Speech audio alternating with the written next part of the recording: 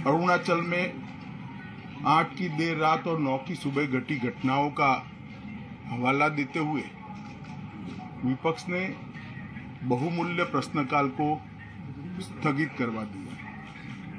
इसका कोई औचित्य इसलिए नहीं था कि पार्लियामेंट्री अफेयर्स मिनिस्टर ने स्पष्टता से कह दिया था कि 12 बजे इस देश के रक्षा मंत्री श्री राजनाथ सिंह जी इस विषय पर सदन के सामने अपना बयान रखेंगे। जब बयान रखने की बात कर ही दी तो इसका कोई औचित्य नहीं था। मुझे भी थोड़ा आश्चर्य लगा। फिर मैंने प्रश्नकाल के सूची को देखा तो 5 नंबर का प्रश्न देखकर मैं इनकी चिंता समझ गया।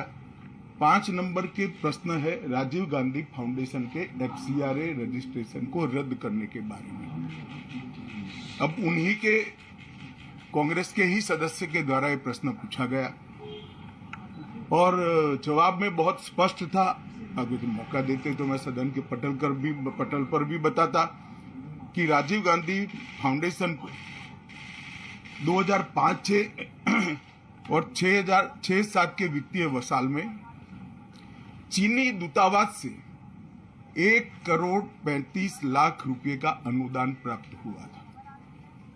चूंकि FCRA के कानून और उसकी मर्यादाओं के अनुरूप नहीं था तो नोटिस देकर पूर्णतया कानूनी प्रक्रिया का अनुपालना करते हुए गृह मंत्रालय ने इसका रजिस्ट्रेशन रद्द किया था।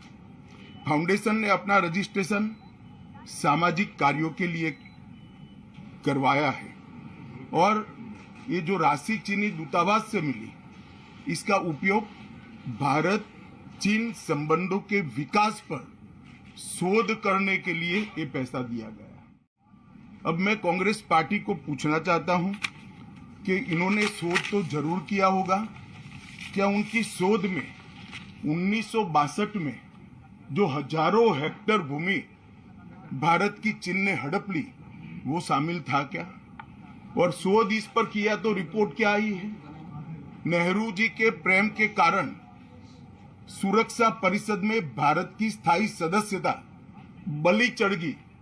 इस विषय को उन्होंने शोध का विषय बनाया था क्या? और अगर बनाया था तो इसका नतीजा क्या हुआ? जिस वक्त गलवान के अंदर हमारे सेना के वीर जवान चीनियों से भिड़ रहे थे उस वक्त चीनी दूतावास को अधिकारियों को कौन रात्रि भोज दे रहा था? वो उनकी शोध का विषय था क्या? अगर था तो उसका नतीजा क्या हुआ? जब उनकी सरकार थी तो 2006 में भारत में चीन के दूतावास ने पूरे अरुणाचल और पूरे नेपाल पर दावा कर दिया। वो उनकी शोध का विषय था क्या? अगर शोध हुई तो उसका नतीजा क्या हुआ? 25 मई 2007 को चीन ने कांग्रेस के ही मुख्यमंत्री दोरजी खंडू को वीजा देने से इनकार कर दिया क्योंकि ये तो हमारा ही हिस्सा है अरुणाचल। ये भी शोध किया गया क्या? 13 अक्टूबर 2009 को मनमोहन सिंह की अरुणाचल यात्रा पर चीन ने आपत्ति जताई, वो आपने जांच किया है क्या?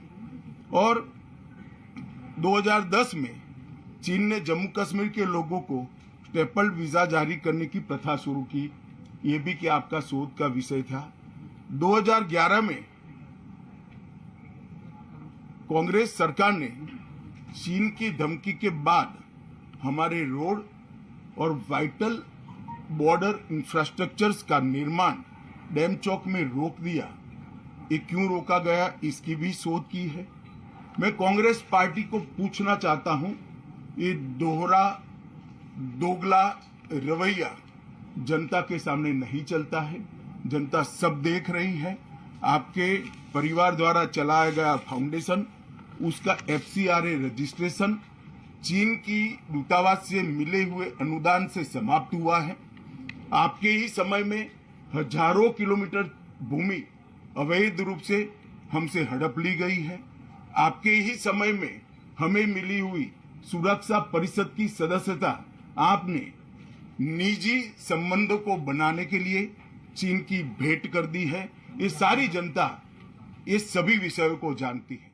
राजीव गांधी फाउंडेशन के FCRA लाइसेंस रद्द होने का एक दूसरा भी कारण था। इस्लामिक रिसर्च फाउंडेशन की, जिसका प्रणेता जाकिर नायक है, जाकिर नायक को पूरा देश जानता है, उनसे भी 7 जुलाई 2011 को 50 लाख रुपया राजीव गांधी फाउंडेशन ने प्राप्त किया था।